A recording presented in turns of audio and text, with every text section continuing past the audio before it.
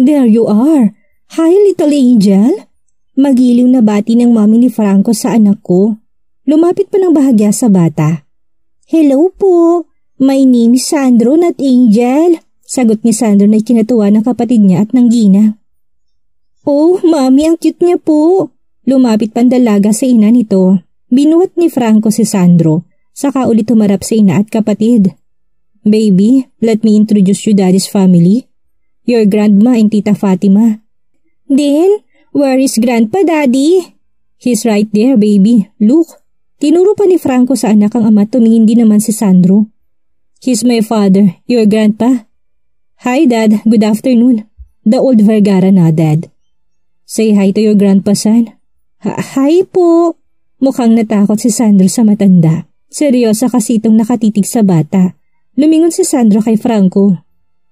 Daddy, he looks mad at me. Mahinang sabi niya sa ama na narinig namin. Hey, stop that old man. You scared our grandson. Saway ng ginang sa asawa nito. Yes, Dad. You're showing your serious stare to my pamangkin. Segunda rin ni Fatima. Look, kamukhang-kamukha mo pa naman siya, Daddy, kaysa kay Kuya Franco. Oh my, little cutest nephew. Come here, little buddy. Welcome to our family. Lumapit pa si Fatima. Kuya, may I? Gusto niyang buhatin si Sandro. He nodded and smiled. Sure. Sandro, come to your tita. Sumunod naman ang anak ko. Hello, baby. Ang cute-cute mo talaga. How are you? Kiss mo si tita, please. I'm fine, tita. Mahinang sagot ni Sandro at agad ding humalik sa pisngi ni Fatima. Oh, how sweet you are, baby boy. Nagmamasid lang ako sa mga tao sa paligid ko na hanggang ngayon ay tahimik lang, except Fatima. What is your name, baby boy? I'm Sandro Luis Fuentes. Wow, how nice name, baby. Ngumiti lang si Sandro. Sumulya pa ito sa akin at tumango lang ako. Daddy, kamukhang-kamukha niyo talaga ni Kuya si Sandro. Walang dudang Tatak Vergara ng pamangkin ko. Bigla ko napalunok na sumulyap at magtama ang mga mata namin ng may edad na Vergara. Yes, I agree with you. Walang dudang apo ko siya. Hey, Iha, ako na naman sa kanya. Please, come to grandma, baby, please. Nagpabuhat naman dito si Sandro kahit kitang-kita sa mukha ang pagkailang. How old are you now, baby? Tanong nito. I'm 2 years old po. Wow, talaga? I'm so proud. You speak well at your age. Because mommy's my good teacher. Pagbibida ng anak ko kahit papautal-utal sa pagsasalita. Sumulyap at ngumiti sa akin ang ginang. I'm glad you raised him well, Iha. At may paggalang na sumagot. Bahagya at totoong ngumiti ako. Kiss and embrace mo rin ako, please, apo ko. Napasinghap ako ng maramdaman ng kamay ni Franco na humila sa akin ng bahagya sa tabi niya. He's so adorable, mommy. Na-love at first sight na agad ako sa pamangkin ko. Komento ni Fatima at hinalik-halikan sa pisngi si Sandro dahil sa panggigigil. You too. Lumingon sa aming dalawa ni Franco ang ama nito. Can I talk to the two of you? Seryosong sabi nito. Sure, Dad. Seryosong sagot ni Franco. Sure. Sagot ko rin na lalong kinabahan. Follow me. Sabi nito't nauna nang maglakad. Baby, can we leave you here with your tita and grandma? Mag-uusap lang kami saglit ni na lolo't mommy, okay? Tumango si Sandro. Sweetie, dito ka na muna ha. Please be a good boy and please behave while we're not around. Opo, mommy, daddy. Magalang na sagot ng bata. I promise to be a good boy. That's good. Mom, Fatima, please take good care of our son. Yung sugat niya sa paa, huwag niyong galawin. Oo naman, kuya. Don't you worry. Ate Via, kami na pong bahala ni mommy dito sa cute na batang ito. Assurance ni Fatima. Yes, we will. Your dad is waiting. Puntahan niyo na bago pa yun mainip. Hinawakan ni Franco ang kamay ko habang naglalakad kami. Pumasok kami sa library ng dad niya. Gusto ko sanang humanga dahil sa napakaramit iba't ibang uri ng libro na nasa loob ng silid na yon. As in, ang damit hindi yan mabilang sa tingin. Have a seat. Sabi ng ama ni Franco na ikinalakas ng tibok ng dibdib ko. Humarap sa akin si Franco at tumingin sa mga mata ko. Sweetheart, relax. Nandito lang ako. Bulong niya. Tumango ako sa kanya ko hinilat pinaupo sa upuan na katapat ng kanya. Ngayon ay pareho na kaming kaharap ng kanyang ama. Nagkita tayong muli. Sabi niya nakatitig sa mga mata ko. You still remember what you did on our last meeting? Tumango ako. Yes sir. May nilabas siyang brown envelope at nilagay sa harap namin. Lingid sa kaalaman mo, pinaimbestigahan pa kita after the day you refused my money. Pero sa halip na kunin ang alo ko, pinunit mong tseke. Tumango ako. Sorry about that sir. Hindi ko naman kasi kailangan yon. At kaya ko naman lumayo without that money. Mahinahon kong sagot. Alam ko. Napabuntong hininga siya. Ang hindi ko kasi matanggap sa sarili ko yung sinagot-sagot ako ng isang hamak lang na empleyado ng kumpanya ng pamilya ko. Isa pa, ang lakas ng loob mong tanggihan ng offer ko. You know what, Iha? Ikaw lang nakagawa nun sa akin among all of my employees. Mahinahon niyang sabit walang bahid na pang-iinsulto. Ramdam ko pa rin yung kamay ni Franco na nakapisil sa kamay ko. Because I'm not like what you think I am, sir. Hindi ko uri masilaw sa yaman yung mayayaman. Diretsong sagot ko. And of course, pinagtatanggol ko lang din ho ang sarili ko at anak ko sa inyo. Pati ang damdamin ko para sa anak ninyo. Ramdam kong lalong hinigpitan ni Franco ang pagkakahawak sa kamay ko. Very well said, Iha. Napahanga mo ko sa matapang mong pagkatao. Kaya nagpasya akong imbestigahan muli ang iyong pribadong buhay. Mas pinahalungkat ko pa't pinasundan kita sa bawat kilos mo. Nalaman ko ring pabalik-balik ang anak ko noong na-ospital ang anak mo. My private man gave me the whole information. Nabigla ako nang sinabi ng tao ko na apo ko ang anak mo. To prove it to myself, I asked him to do me a favor on the hospital. Parehong napaawa ang bibig namin ni Franco. You remember son, when the nurse checked your blood at kinuhanan ka pa ng dugo? Napasulyap ako kay Franco. Yes dad, I remember that day. Requirements daw para masalinan ng dugo anak ko, pero hindi naman natuloy. Nakakulot noong sagot ni Franco. Ngumisi ang matandang Vergara. After almost a week, eto na nga nakuha kong sagot. I received it this morning after you confessed to us that you have a son with this woman. Bakit dad? Nagdududa ka ba na apo mong anak ko? Napalunok ako't napasinghap ng malalim. Naiintindihan ko naman kung bakit niya yung nagawa. Kahit ako sigurong nasa part niya ay gagawin ko rin yun. Partly, yes. Biglang sumama ang timpla ng mukha ni Franco. So anong resulta ng pagpapa-DNA mo sa amin na anak ko? He asked seriously. Of course, I was surprised with the result. Hindi ako makapaniwalang may apo talaga ako sa'yo. You don't know how glad and excited I was that time. Kumislot ang puso ko at tumitig bigla sa matandang Vergara. It's 99% positive. He is really my grandson. He is a real Vergara. Iho, dito na lang muna kayo magpalipas ng gabi. Sabi ng daddy ni Franco nang matapos kaming maghapunan at ngayon ay nasa sala at nag-uusap-usap tungkol kay Sandro. Kung ako lang ang tatanungin, gusto ko rin ho sana yan dad. Kaya lang baka ayaw ng asawa ko. Sagot ni Franco. Asawa ko? Iha, please. Dito na lang muna kayo kahit isang gabi lang, please. Pakiusap ng mami ni Franco. Oo nga naman ate. Gusto pa kasi namin makasama na mas matagal itong cute kong pamangkin. Please ate Via. Kahit ngayong gabi lang po, please. Pati rin ang kapatid ni Franco ay nakiisa sa hiling ng mga magulang niya. Yes, Iha. Pagbigyan mo na kami sa apo namin. Ang padre di pamilya ulit. Napatingin ako sa kanya. Hindi pa rin ako makapaniwala sa mga pangyayari. Matapos kasi naming mag-usap kanina sa library, ay agad naging okay ang lahat. Humingi siya ng despensa at pangunawa sa ginawa sa akin noon sa office. Pati na sa lahat ng masasakit at nakakainsultong nasabi niya. He said I was right dahil pinagsisihan niya ang mga nasabi tungkol sa akin at sa apo niya. Sweetheart, pagbigyan mo ng pamilya ko please. Pati si Franco ay nakiusap din. Tumingin ako sa kanya. Okay. Pero tatawagan ko muna ang pamilya ko para makapagpaalam sa kanila. Sagot ko. Ano pa nga ba kasing magagawa ko kung pati si Sandro ay gusto pa rin makasamang lolo, lola at tita niya? Anyway, Iha, may I know where are your parents now? We want to meet them para sa pamamanhikan namin. As soon as possible ay dapat na talaga kayong maikasal na anak ko. Ayaw naming lumaki ang aming apo na hindi kompletong pamilya niyo. Sabi ng ina ni Franco. Bigla ko napasulyap sa daddy ni Franco. To my surprise ay ngumiti siya. I agree with you, Han. You have to marry her son. As soon as possible para maging legal ng Vergara ang apo ko. I don't want my grandson to grow without our name with him. Napalunok ako sa ikot ng usapan namin. So this means tanggap na talaga nila ako at si Sandro sa pamilya nila? Wala nang problema sa pagitan ng pamilya namin. Ang totoo niyan, Dad, I promise our parents na dadalhin ko na kayo bukas din sa bahay nila para sa pamamanhikan. Kaya naman agad kong pinaalam sa iyong pagkakaroon namin ng anak para hindi naman kayo mabigla sa mga pangyayari bukas ng gabi sa pamamanhikan natin.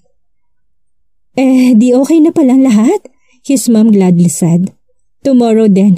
Okay, paghahandaan natin yan bukas agad, Iha. Asahan mong presensya namin bukas sa bahay mo. Kailangan talaga nating isatalang date ng wedding para masikaso din kaagad ang apelido ng apo namin. Nagkatitigan kami ni Franco, malawak siyang ngumiti at kumindat sa akin. We don't have any problems anymore, sweetheart. Wala ka na rin kawala sa akin ngayon. Bulong niya sa tenga ko. Nang biglang humikab si Sandro sa bata na tuon ang pansin naming lahat. Hey baby, are you sleepy? Tanong ni Fatima. Magkatabi kasi sila at nagkukulay ng mga drawing books. Yes, tita. Nakahikab na sagot ni Sandro. Oh, kawawa naman ang baby namin. Apo, can you please sleep with me and grandpa? Tanong ng mami ni Franco. Opo, humarap sa akin na anak ko. Mami? Sure sweetie, you can sleep with them. Okay lang ho tita, sabi ko sa ginang kahit palabag sana sa akin. Hindi ko kasi alam kung saan ako matutulog sa bahay na yon. Oh come on Iha. Stop calling us tito and tita. You better call us mama and papa. Masani ka na dapat. Seryosong sabi ng daddy ni Franco sa akin. Tumango lang ako at nahihiyang ngumiti. Noong nagkaayos na kasi kami naramdaman ko kaagad na mabait siya at hindi isang matapobreng Ginoo. Okay ho, bibihisan ko na lang ho munang bata. Kimi kong sagot sa kanila. Sure Iha. Iho, bring them upstairs to your room. Utos ng mami ni Franco. Sure, let's go sweetheart. Umakit na kami sa pangalawang palapag ng bahay ng mga Vergara. Sumunod din naman ang pamilya ni Franco sa amin at nagsipasukan sa kanya-kanyang silid. Wow! Is this your room, Daddy? Tanong ni Sandro pagbungad pa lang namin sa loob ng kwarto. Sobrang laki nun at kompleto sa kagamitan. May collection pa si Franco ng iba't ibang klase ng robot at doon nakatutok ang mga mata ni Sandro. Yes, baby. Inilapag ni Franco ang anak sa malaking kama. Come sweetie, let's take off your clothes, sabi ko. Yes, mommy.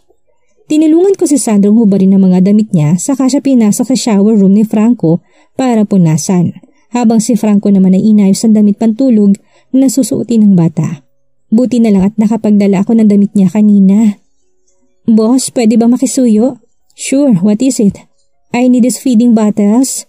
Titimplahan ko pa siya ng gatas because he needs milk before he sleeps. Yun lang ba? Tanong niya. Yes, nandun yung gatas sa tubig niya sa car mo. Nakalimutan kong ilagay sa bag.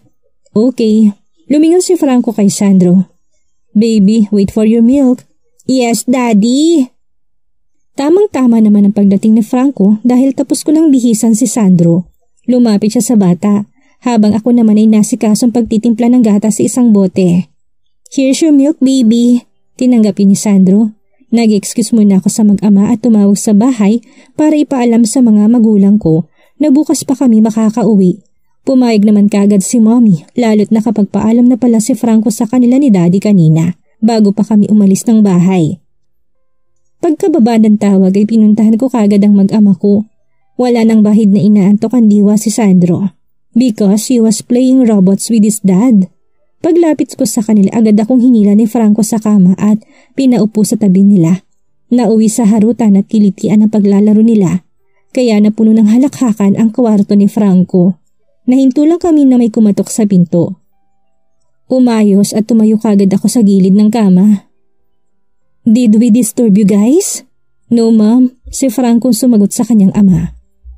Baby, are you ready to sleep with us? Tanong ng mami ni Franco kay Sandro na nahihikab ulit. Yes, Grandma. I'm ready. Let's go now, Apo. Franco's daddy carried my son. Say good night to your mom and dad. Good night po, Mommy, Daddy. Lumapit kami ni Franco kay Sandro at humalik sa pisngi niya. Naunang lumabas ng kwarto ang maglolo habang ang ina naman ni Franco ay lumapit sa akin at may inabot na paper bag. Iha, you can use these clothes.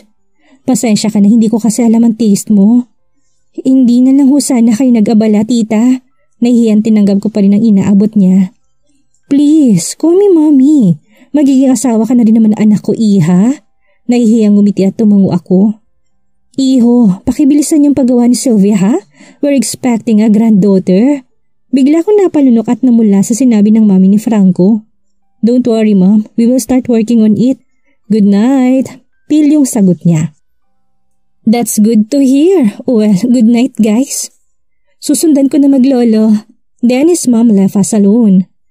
Saan ako matutulog? Agad kong hinarap at tinanong si Franco. Here, in my room. What? Come on, boss. Let's shower together. Hinila niya ako sa brasong ikinasinghap ko. Franco, ano ba? I don't want to sleep here with you. Nababaliw ka na ba? Ngumisi siya, tinipit ako sa pinto ng banyo. Ilang ulit ako napalunok na unti-unting lumapit ang mukha niya sa mukha ko. Are you afraid of me, boss? Hindi. Bakit naman ako matatakot sa'yo? Nautal kong sabi. Then come on kung hindi naman pala. Boss, don't do such thing. Hindi ko na natapos pa ang sasabihin nang ilapat na ni Franco ang mga labi niya sa akin. Unti-unting lumalim ang paghalik niya sa akin hanggang sa natukso na rin akong tugunin siya. Hindi naman siguro masamang unahin na natin ang honeymoon. Napadilat ako't nagtama ang mga mata namin. But, handa akong pakasalan ka kahit kailan, sweetheart. Hindi mo kailangan mag-alala kung may mangyari ulit ngayong gabi. Pagkatapos ng pamamanhikan ng pamilya ni Franco ay naset na kagad ang kasal. We would have 2 months to prepare for it. Hindi na namin pinoblema ni Franco ang paglalakad ng mga gagawin. Kasi ang Vergara clan na ang gumawa ng halos lahat kaya mas napadali ang preparation sa big wedding namin. Anak, lumingon ako sa bumukas na pinto't napangiti ako. Mom, I opened my arms at pinalapit ko siya. Lumapit naman siyang may ngiti sa mga labi. Are you ready, anak? Tumango ako. Yes, ma'am. Nag-excuse muna si Lala, ang makeup artist and hairstylist ko dahil tapos na niyang ayusin ang buhok at makeup ko. Nag-excuse din ng height photographer nang matapos niyang kuhanan kami ni Mommy ng mga litrato. Sa kabilang silid naman siya tumungo kung saan naroon sina ate at ang pamilya niya. You look so very beautiful and gorgeous in your wedding gown, anak. Tinitigan ni Mommy ang kabuuan ko. Parang kailan lang nung baby ang bunso ko pa namin ng iyong daddy. Tapos ngayon, katulad ka na ng ate mo, ikakasal ka na rin. We have no baby anymore after this day. Emosyonal niya sabi. Hindi ko rin tuloy mapigilang maging emosyonal. Tumayo ako at humarap kay Mommy. I embraced her. Mom, I'm happy for you baby because you found a nice man na mag-aalaga sa'yo katulad ng daddy mo sa akin. At magmamahal din sa'yo ng tunay. Napakaswerte din na magiging asawa mo na magiging asawa ka niya. Kasi mabait kang bata at mapagmahal sa pamilya. She wiped my tears. Thank you ho, Mommy. Ikaw at si Dad ang nagturo sa akin kung paano maging mabuting tao inside and out. At salamat dahil pinayagan niyo ko't ni Dad na pakasalan ng ama na anak ko. Sorry nga lang kasi nauna yung apo niyo kaysa sa kasal. I know I disappointed you and Dad dahil hindi ako pure tulad ni Ate Mira nung kinasal siya ni Kuya Jan. Napahikpi ako. Hey baby, don't say that. You know we're so proud of you. Kasi napalaki mo si Sandra ng maayos without us by your side. Kaya sorry Iha, hindi ka namin nasuportahan ni Daddy mo noong panahong kailangan mo kami sa tabi mo. Nung wala pang ama anak mo. Okay lang naman po yun, Mommy. I was still sobbing. Hey, stop crying baby. Tama na nga't nakakalungkot na topic natin. Ikakasal ka na, so you should be happy always. That's what I want for you. Mommy wipe her own tears. Kayo po kasi Mommy, pinapaiyak niyo ko eh. Tinulungan pa ako ni Mommy na magpahid ng sarili kong luha nang hindi masisira ang makeup ko. I understand what you feel right now, Iha. Sobrang emotional din ako when I married your father. Nakangiti na siya. Ganito rin po ba kayo ka-overwhelmed sa kasal niyo noon kay Dad, Mom? I was super overwhelmed, Iha. I couldn't explain how happy I was that time. Basta sobrang-sobra saya ko kasi ikakasal na ako, lalo't mahal na mahal namin ng isa't isa. And I'm glad kasi hanggang ngayon, dama ko pa rin ang pagmamahal ni Dad mo sa akin, sa atin. Mommy caressed my cheek. Kaya ang saya ko para sa inyo ng ate mo. Like me, you and your sister also found your true man in your life. Ang totoong mag-aalaga sa inyo. So what I feel right now is normal? Yes, it's normal. Ganyan talagang ikakasal, lalo na't mamaya pagkaharap mo na si Franco sa harap ng altar. Ma, I'm so happy. Thank you. Then we embrace each other. Mommy? Pareho kami napatingin sa batang pumasok sa kwarto. Oh my baby, come here anak. Umupo si Sandro sa kandungan ko. Mom, we're not yet going? He was a little bit impatient. Kanina pa kasi siya tanong ng tanong kina ate, Kuya John at Marcus sa kabilang silid kung aalis na ba kami. Why so in a hurry, sweetie? Nakangiting tanong ko. I miss my daddy, Mom. I want to see him. Let's go to my daddy. Mommy, please. Pagmamakaawa ni Sandro. Mommy and I laugh. Sweetie, don't worry. Because after today, makakasama na natin ang daddy mo. We will live together. Pinisel ko pa ang ilong niya. Biglang sumungaw ang ngiti sa mga labi ni Sandro. Really, Mommy? We will live together? Yes, together and forever. Yay! Tumayo si Sandro sa kama at nagtatatalon sa tuwa. Yay! I want it, Mommy! Yay! Paulit-ulit na sigaw niya. You behave, young man. Malulukot yung damit mo. Saway ni Mommy kay Sandro. Okay po, Mamila. I'm sorry po. Nang matapos si Check na Lala ang pag-aayos kay ate na isang tauhan niya, ay ako naman ang binalikan niya. Niretouch niya ang makeup ko dahil sa pagluha ko kanina. Ang ganda mo pa rin talaga. Mapanoon man hanggang ngayon. Walang kupas talaga. Nakangiti siya habang gumagalaw at inaayos ng buhok ko. Mapanoon hanggang ngayon din, binubola mo pa rin ako, Lala. Nakangiti ko ring sabi. Si Lalang matatawag ko na isa sa mga nagpabago ng buhay ko noon. Siya yung bakla sa salon na unang nag-ayos sa akin at pinahanga ako na sobra sa aking pagbabagong anyo. Simula noon ay naging regular customer na rin niya ako sa salon. Hanggang sa nakapagpundar na rin siya ng sariling salon. And that was the start of our friendship.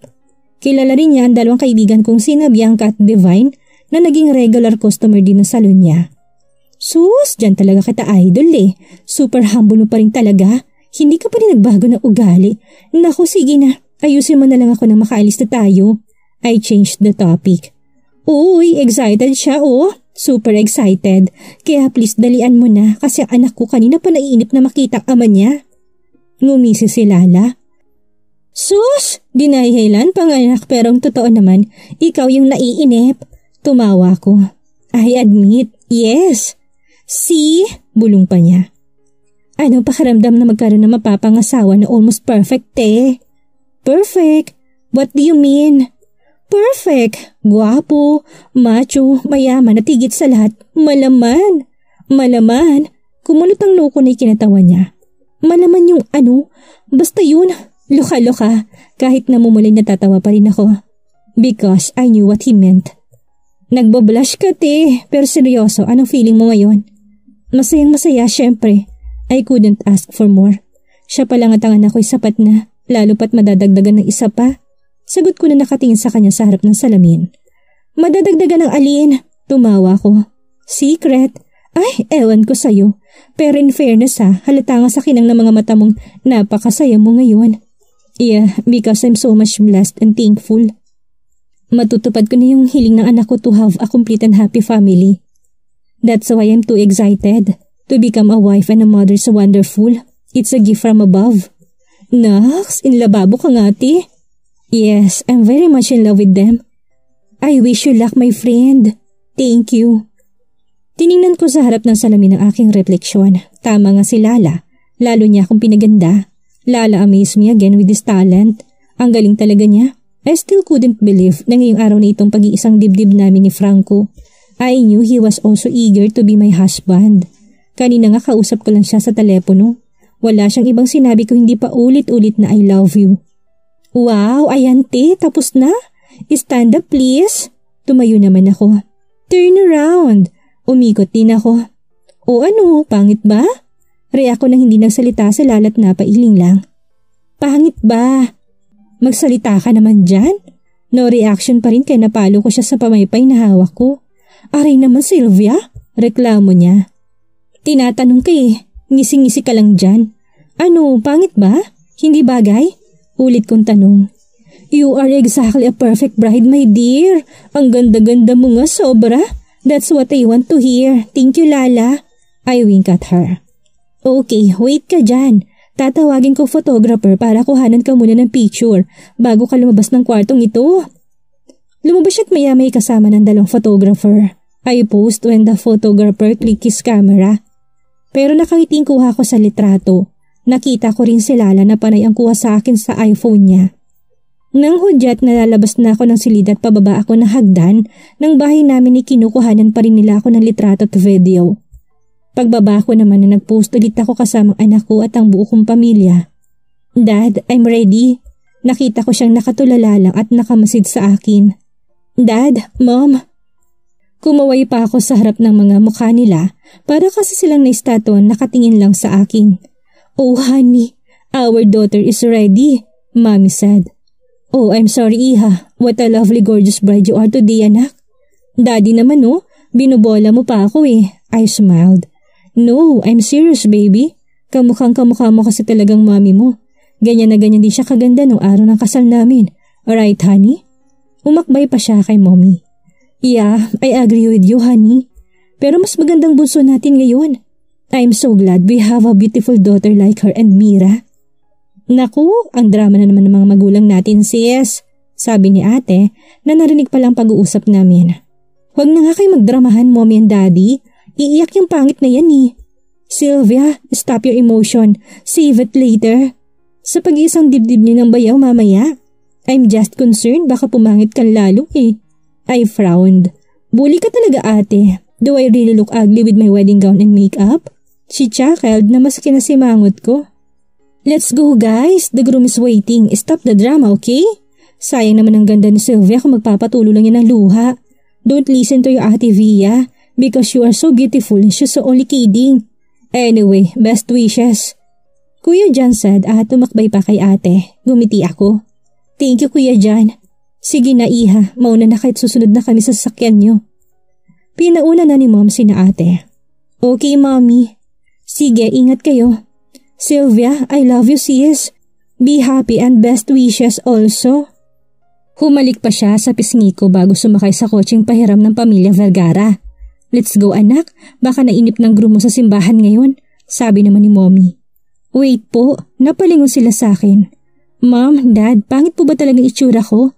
Please, be honest with me. I don't want to look ugly on my future husband. Tanong ko na ikinangiti nila. Mommy, I really want to see my daddy na po. Please, get inside the car. Mommy la, Daddy lo. Napalingon kami sa bumukas na bintana ng white limousine. Natawa na lang ang lolo't lola niya sa kanya. Iha, hindi pala ang groom ang naiinip. Yung apo namin ni daddy mong naiinip sa kakahintay. Then we laugh. Let's go Mom, Dad. Hindi rin ako makapaghintay na makita ang magiging asawa ko. At excited na rin ako sa surprise gift ko sa kanya mamaya. I knew he would love it for sure. Excited na ako makita ang magiging reaction niya. Ano kaya mangyayari ngayong sa wakas tanggap na ng 2 pamilya ang relasyon ni Sylvia at Franco? Ano kaya ang sorpresa ni Sylvia sa asawa? Yan ang ating aalamin sa nalalapit na pagtatapos ng ating kwento.